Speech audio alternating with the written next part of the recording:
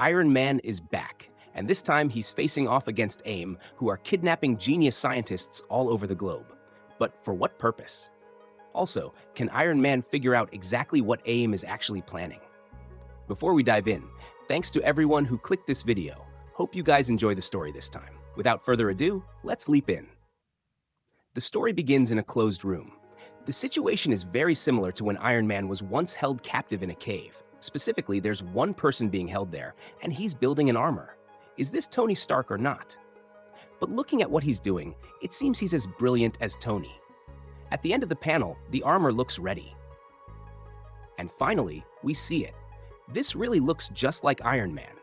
He walks through the hallway, then fires a repulsor from the armor on his hand, blowing up a wall and getting ready to go home. Wait, but in Iron Man's old situation, he was in a cave. This looks more like a laboratory. But then the AIM troops appear. It turns out this is an AIM base. Those soldiers, without saying a single word, immediately start shooting at this Iron Man. The barrage of gunfire is brutal until this Iron Man falls down. His armor is even smoking. Then he's surrounded by the AIM troops. It seems they are disappointed with this Iron Man. But what does that mean? Then Madame Mask shows up. She asks the troops to take off this Iron Man's mask. And sure enough, this guy isn't Tony. There's no way Tony is this stupid. The man begs Madame Mask to give him another chance, promising he will build an even stronger armor. But Madame Mask shoots the man instantly. And as she leaves, she says, AIM doesn't need another armor. We want another Tony Stark. Sometime later, in Los Angeles, Iron Man is fighting against Blizzard, who just stole some money. Iron Man realizes Blizzard is using stolen technology from Roxxon to upgrade Blizzard's own armor. But this actually backfires for Blizzard himself, because it instead captures the cold temperatures and freezes Blizzard from the inside. Iron Man then uses his repulsor to defeat Blizzard, knocking him down. While he's restraining Blizzard, Iron Man gets a message from Melinda May saying, "You're late and I have a gun." Looks like Tony has an important event. Finally, Iron Man immediately flies away, leaving Blizzard to be handled by the police now. Moving to Malibu, there's an event titled the Tony Stark Awards. People are cheering and calling out Tony Stark's name. Backstage, the event organizer, Melinda May, is already frustrated because Tony hasn't arrived yet. May also demands that Tony arrive quickly and not wearing his armor. And then, Tony Stark appears epically and sensationally, using his brand new flying motorcycle. People are cheering, welcoming Tony. They are all taking photos too, just like they're seeing a celebrity. While descending, Tony introduces this vehicle as the Stark Hoverbike 3000, which is planned for mass production later this year. Tony then walks straight to the stage, shaking hands with people, and even performs with the band on stage. At the end, he says welcome to the first annual Tony Stark Awards. May immediately drags him backstage and scolds him. But well, that's just him, not caring about his subordinates. He instead starts watching his biography video being played. This video plays Tony Stark's journey from the start of his career as a superhero, including when he joined the Avengers and faced Captain America in Civil War. This video is a bit narcissistic in my opinion, but then again, it's impossible for Tony Stark not to love being praised. After the video ends, a man named Brian appears, who turns out to be his personal assistant. Even here, Tony doesn't realize he has an assistant. Looks like he's been way too busy. Melinda May is surprised why Tony doesn't realize this. While walking to the stage, Tony gets ready and acts like he's ready to receive a prize, until May says that Tony isn't the recipient here, but the giver. Pepper Potts then appears. Tony Stark is happy to see one of his love interests. Pepper reminds him that a few years ago, Tony asked Pepper to create an award for people deemed geniuses and able to use their intelligence for good. That's why this event exists. When Tony asks who the winner is, Pepper introduces Tony to someone. That person is Adam Ware, the winner of the Tony Stark Award. It turns out, Adam Ware is a teacher who introduces advanced technology to his students, and Tony also feels Adam is the right person to receive this award. Finally, Pepper pushes Tony to the stage to start giving the award speech. The speech continues and ends with Tony giving the award to Adam on stage. Hey, but why is Citizen 5 in the distance? He's watching this procession. What's going to happen? Finally, after the event is over, the party begins. Tony sees Pepper and Adam talking. Is he getting jealous now? Then, a waitress appears giving dinner to Tony, and they start chatting.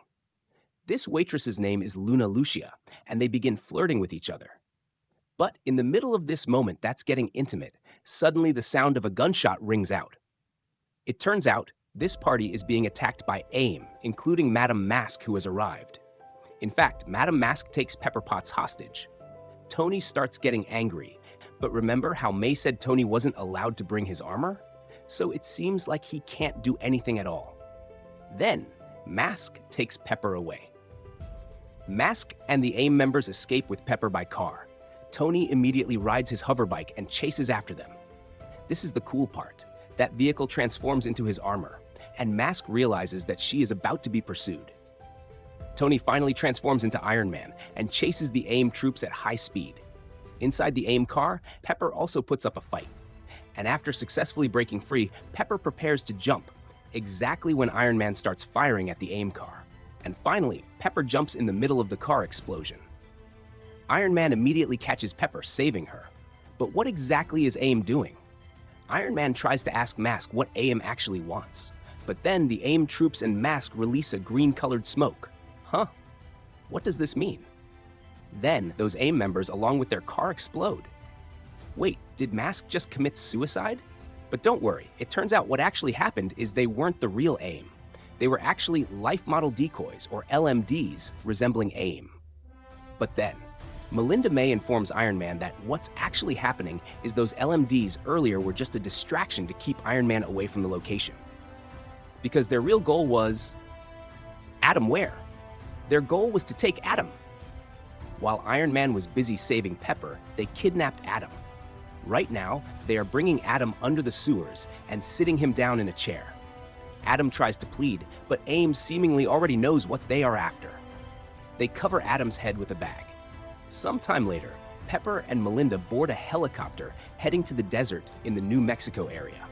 They intend to visit Tony Stark in his new lab, which turns out to be a former gamma bomb bunker. Inside, some really loud music can be heard. How can Tony even concentrate with music like this? But in fact, this loud music actually makes Tony focus. Pepper and May ask Tony to focus on finding out what May wants, but it turns out Tony has already researched everything. And then, Tony shows them something.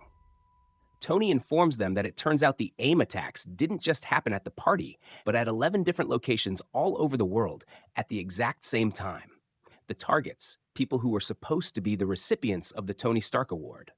When Pepper asks why AIM is doing this, Tony has already changed into Iron Man flying at high speed. In the air, Iron Man asks May to immediately find out about AIM's recent actions, and asks Pepper to inform the victims' families about this. Okay, the rescue mission begins. Then, Iron Man turns on a private channel where he communicates secretly with Captain America. He asks Cap to meet him because Tony wants to tell him about a nightmare that might be related to AIM, but Steve asks them to meet in New York. As soon as the channel is closed, Steve speaks to the people behind him, who also heard that conversation. And with him, there are several heroes there, like Mr. Fantastic, War Machine, and even Captain Marvel. Steve asks them, how do we take down Tony Stark? Okay, that's the story from Iron Man Volume 7, Issue 1. Maybe this video is a bit late, but for Issue 2, I will try to upload it faster. What do you think AIM will do to the victims? Or what will happen when Iron Man meets the Avengers? Thanks to everyone who watched. Don't forget to like, share, and subscribe to Comic Leap so you guys don't miss the next video. See you on the next Leap.